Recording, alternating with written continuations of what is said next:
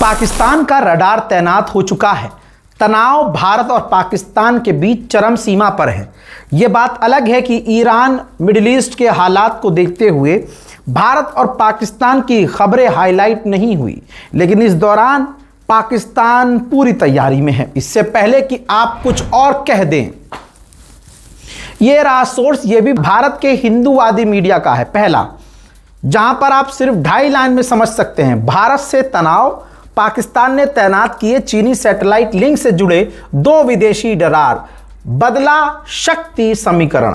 ठीक, अब इसको भाड़ में डालिए। यह दूसरी रिपोर्ट देखिए। पाकिस्तान ने चीनी सैटेलाइट लिंक से जुड़े 2 अपने विदेशी फॉरेन रडार सिस्टम को एक्टिव किया है दोस्तों, और जान लीजिए ये खतरनाक क्यों है। इनमें जो रडार है AM350S जो लॉन्ग रेंज का रडार है, और मचान नाम का एक हवाई रडार सिस्टम है। ये दोनों रडार तैनात कर चुका है और इससे पाकिस्तान की एयर डिफेंस ताकत और मजबूत हो चुकी है। ठीक, पाकिस्तान को इन दोनों रडार से फायदा क्या है ये जान लीजिए। पाकिस्तान ने अपने खुद की स्वदेशी रडार सिस्टमों को चीन के जो आधिकारिक कमांड स्ट्रक्चर के साथ मिलकर स्टील्थ विमानों, क्रूज मिसाइल, ड्रोन और जैसे सैचुरेशनल हमलों एक साथ कई दिशाओं से, कई एरिया से, मतलब अगर पाकिस्तान ने जो क्या किया है, अपना खुद का बनाया हुआ रडार सिस्टम उन 2 एडवांस रडार लॉन्ग रेंज के रडार सिस्टम से लिंक कर दिया है, और वो तमाम रडार चाइना की सैटेलाइट से लिंक हैं। और ईरान की जंग में हमने देखा कि ईरान ने चीनी सैटेलाइट का इस्तेमाल करके क्या खेल खेला, पाकिस्तान ने भी वही किया है, और इससे पाकिस्तान की जो हवाई ताकत है बढ़ चुकी है। भारतीय सेना कोई भी हरकत करती है, कोई भी मूवमेंट करती है, पाकिस्तान को पहले मिनट लगता था रिस्पॉन्स करने में, अब सेकंड लगेगा। ये तमाम अपडेट छप गए हैं, छुपे नहीं हैं, छप गए हैं।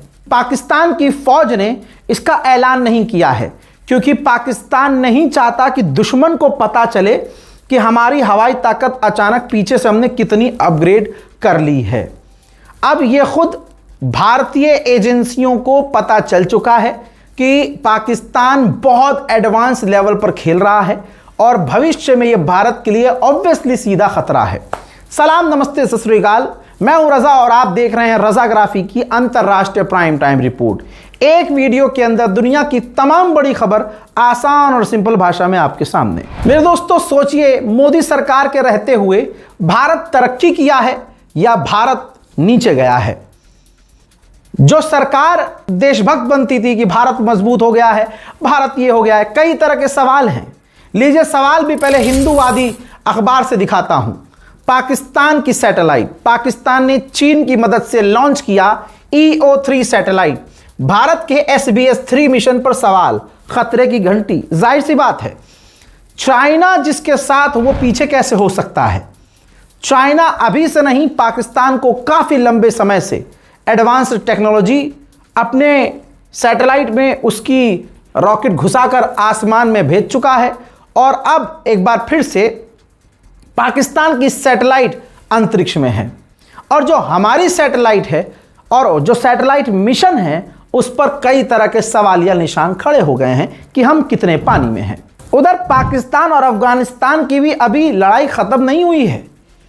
अफगानिस्तान ने बताया कि पाकिस्तान की फौज ने आतंकी हमला किया, जिसमें 4 हमारे लोग मारे गए, 5 घायल हैं।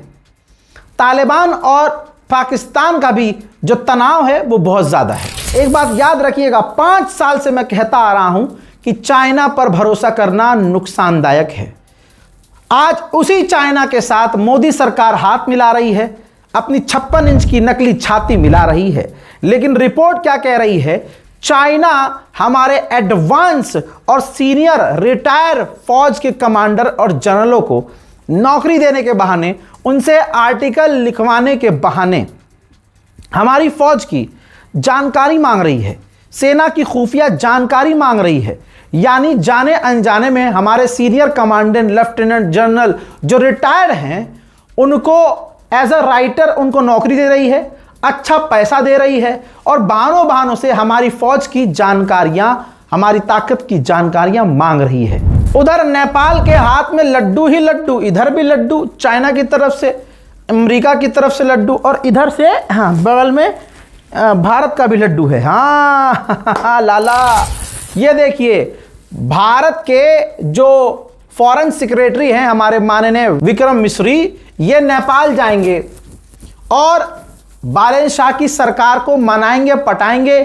और बालेन शाह ने भारत से कुछ डिमांड रखी है, भारत के साथ रिश्ते रखने के लिए, बनाए रखने के लिए, बढ़ाने के लिए। उन शर्तों पर काम करेंगे, अपनी शर्त नहीं रखेंगे। नेपाल की नई सरकार की माननी पड़ेगी, पड़ोसी है भाई, और पड़ोस को अमेरिका 6 लड़ाकू हेलीकॉप्टर ऑफर कर चुका है। चाइना कह रहा है कि भाई साहब पूरा नेपाल हम डेवलप करेंगे, पैसा आपसे लेंगे नहीं। ऐसे में देखते हैं कि भारत क्या ऑफर करता है। उधर आइए 2025 में कौन से देश ने अपनी फौज पर सबसे ज्यादा पैसा खर्च किया है।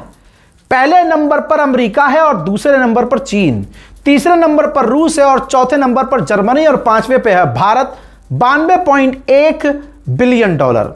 ठीक, सऊदी अरब, यूक्रेन, यूके, जापान और फ्रांस, ये टॉप के 10 देश हैं, जिसमें टॉप 5 में हमारा देश भी शामिल है।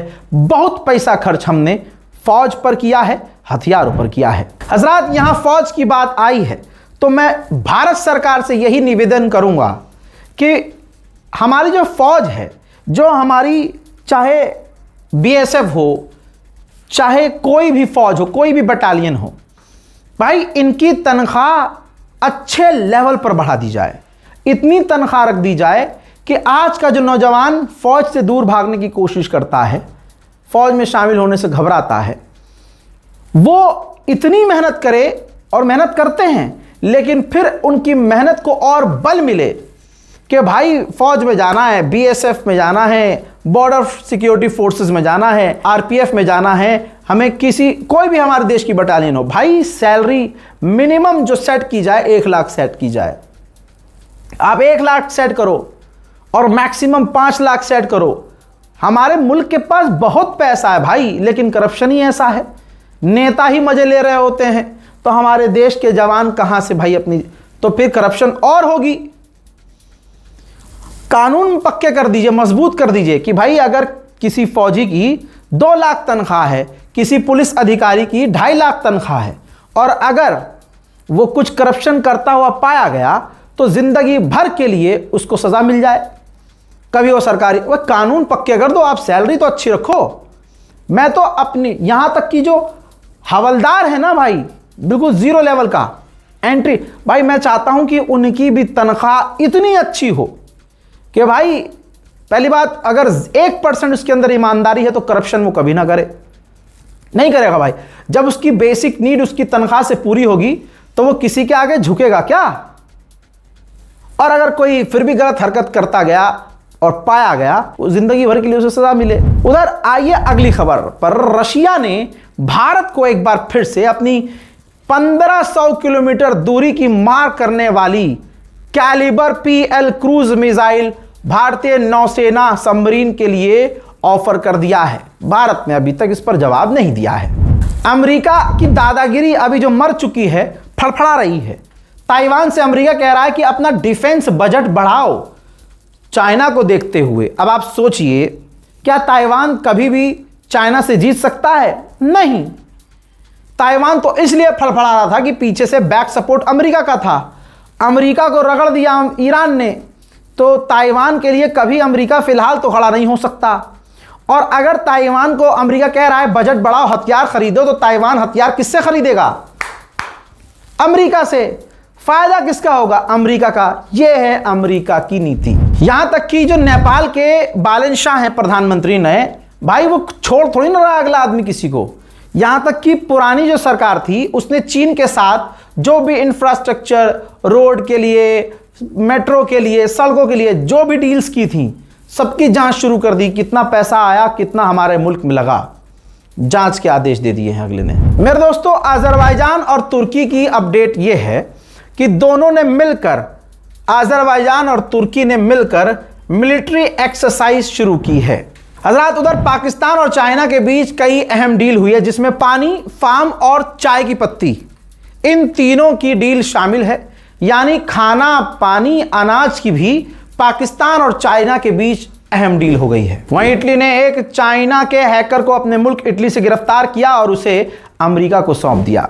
कनाडा के प्रधानमंत्री ने कहा कि अमेरिका अब बदल चुका है, वो पहले जैसा नहीं है। यह उसका राइट है, बदल सकता है और हम उसका जवाब दे रहे हैं, हमारा इसमें फायदा है।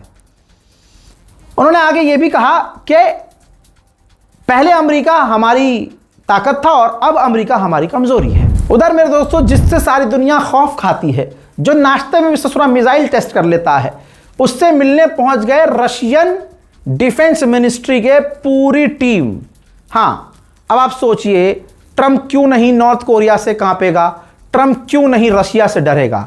अगर आप ध्यान देंगे तो ये गुलाबी सुअर डोनाल्ड ट्रंप दुनिया के जो 2-4 टॉप के खतरनाक लीडर हैं उनसे भिड़ता नहीं है, लेकिन बाकी तमाम उनको दोस्त बनाता है, बाकी तमाम देशों को धमकाता है। सभी को पता है कि डोनाल्ड ट्रंप कितना गिरा हुआ इंसान है, लेकिन डोनाल्ड ट्रंप के इवेंट में इस व्यक्ति ने जो गोलीबारी की, उसको गिरफ्तार किया। कैलिफोर्निया के इसके घर से जाकर कुछ डॉक्यूमेंट, कुछ दस्तावेज इसके बरामद हुए, जिसे कहा जा रहा है कि इसने खुद मैनिफेस्टो लिखा था। ये रहा आपके सामने, पढ़ लीजिएगा आराम से, पॉइंटर्स बता रहा हूं। इसने लिखा था कि डोनाल्ड ट्रंप एक बच्चियों का बलात्कारी है, लड़कियों की जिंदगी खराब करने वाला है, वो पापी है, उसने क्राइम किए हैं, वो वॉर क्रिमिनल है और मैं उसके लिए, मतलब बहुत सारी बातें लिखी और कहा कि मैं उसके लिए कभी काम नहीं करूंगा।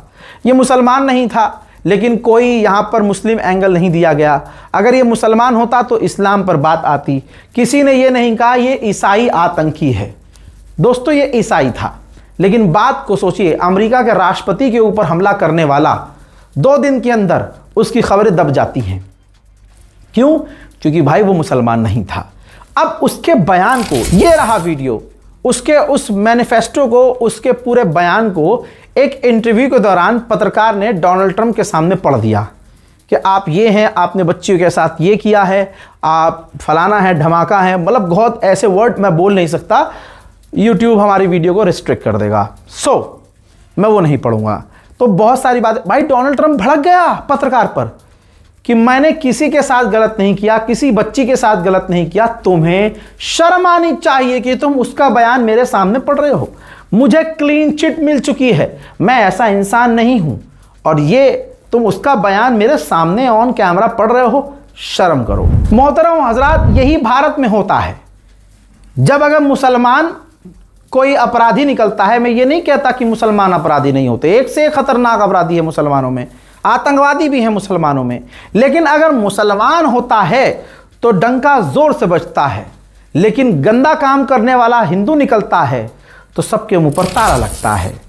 अदानी का चैनल बता रहा है कि 67 साल का एक व्यक्ति महिलाओं के हॉस्टल में घुसा उड़ीसा में और एक MBA स्टूडेंट की इज्जत को लूट लिया। हालांकि गिरफ्तार किया गया, लेकिन आप कहीं भी टाइटल में, न्यूज़ में उस 67 साल के व्यक्ति का नाम नहीं पढ़ेंगे। क्यों? क्योंकि ये हिंदुत्ववादी है। क्यों? क्योंकि यहां हिंदुत्व एक्सपोज हो जाएगा मोदी जी का। तो खबर यह है, असलियत यह है, उस इज्जत लूटने वाले का नाम है दीपक प्रधान, जो हॉस्टल में घुसा था और उसने एक MBA की छात्रा की इज्जत को तार तार किया। लेकिन देखिए, तमाम हिंदूवादी, चाहे लड़कियां हों चाहे लड़के हों, जितने भी राइट विंग वाले हैं, सबके मुंह पर ताला है, क्योंकि सबकी सोच यही है, सब अंदर से यही हैं।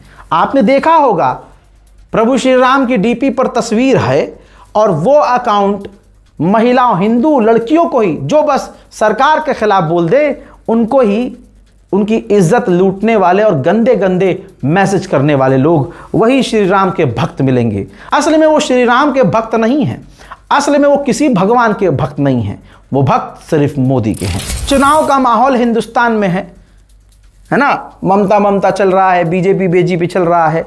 जो पार्टी यहां पर दूसरे इलाकों में और खासकर उत्तर प्रदेश में आपने देखा, बहानों से मीट की दुकान, चाहे वो मुर्गे की दुकान हो, बकरे के गोश्त की दुकान हो या मछली की दुकान, मछली का कोई स्टॉल लगा रहा है, तो बीजेपी के नेता जा कर उसको बंद करवाते थे, धमकी देते थे। और सोशल मीडिया पर बैठे हुए भजपिल्ले बकरीद आने वाला है, चीखना शुरू कर देंगे, अरे ये तो यार जानवर है, गाय माता नहीं लेकिन है तो बकरा है, कितने जालिम हो तुम। ये कहने वाले ये वही लोग हैं जो होली पर नशा करके सुबह से शाम तक बकरे का गोश्त खरीदने के लिए लाइन में लगे रहते थे। ये बकरीद पर ज्ञान देंगे। और यही पार्टी वाले आज ये देखिए चुनाव जब हो रहा है तो वहां कह रहे हैं, सोचिए कि 4 तारीख के बाद पूरा देश बंगाल की मछली खाएगा।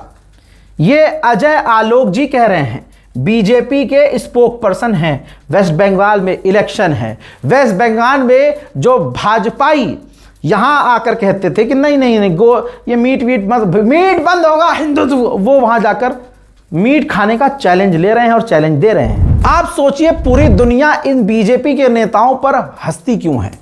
आप सोचिए कि हंसने से क्या होता है, जीत तभी ही जाते हैं। और मैं फिर से कह रहा हूं मोदी जी ही जीतेंगे, भाजपा ही जीतेगी। तैयारी आप देख रहे हो ना, आईपीएस आईएएस जैसे अफसर बीजेपी के लिए काम कर रहे हैं। अब आप इन साहब को देखिए, बीजेपी के टॉप के नेता हैं ऐसे बहुत सारे जो आड़े टेढ़े बयान दे रहे हैं। सोचिए भाई, ये आदमी कह रहा है चुनाव की रैली में भाषण में कि मैं अपनी गाड़ी में एसी नहीं चलाता, ना मेरे घर में एसी चलता, ना मैं एसी में रहता हूं, मैं अपनी जेब में प्याज रखता हूं और प्याज लू और गर्मी लगने नहीं देती। आप सोचिए, इसका दफ्तर खोल के देखिए, इनके घर में जाकर देखिए, भाई साहब पखाने में भी आपको एसी मिल जाएगा और ठंडक मिल जाएगी। ये अपनी जेब में प्याज लेके चल रहे हैं और दिखाया कर रहे हैं दुनिया को बेवकूफ। जहां इस वक्त पूरी दुनिया में सबसे ज्यादा गर्मी भारत में पड़ रही है और पड़ने वाली है, ऐसे में ये कह रहे हैं प्याज से। तो इसका सीधा मतलब क्या है वो बाद में बताऊंगा, पहले सुनिए। इसका सीधा मतलब अब यह है कि बीजेपी आप लोगों से कह रही है कि भैया अगर बिजली जा रही है तो जाए, बेड़ा गर्क हो तो हो, पसीने आ रहे हैं तो आन दो, कुछ इंतजाम नहीं करेंगे, बस प्याज ले लो जेब में। ये तमाम भारतवासियों को दोबारा बेवकूफ बनाया जा रहा है। कमाल ये है कि बन भी रहे हैं लोग, उनको पता है, क्योंकि वो भक्त इतने ज्यादा है, उनको पता है कि बेवकूफ बना रहा है लेकिन हमें बनना है मोदी पगलू। हजरात मोहतरम, अंतरराष्ट्रीय प्राइम टाइम रिपोर्ट में इतना ही। अपनी राय कमेंट सेक्शन में लिखिएगा जरूर। हमारे चैनल रजाग्राफी अनस्क्रिप्टेड को जरूर सब्सक्राइब कीजिएगा। फिलहाल के लिए इस रिपोर्ट में इतना ही। जय हिंद।